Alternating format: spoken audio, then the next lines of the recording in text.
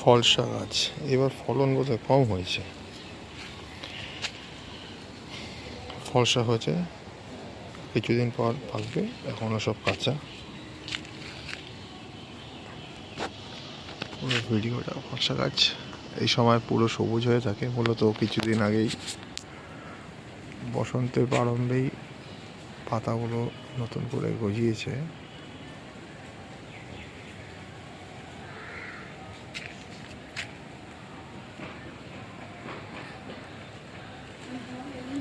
ফলসা হয়েছে কিন্তু সংখ্যায় এবার অনেক কম। যা হয়েছে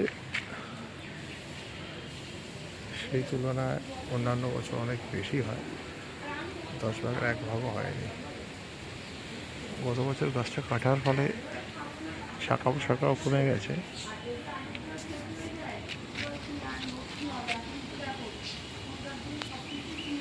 দেখা যাক কি হয়।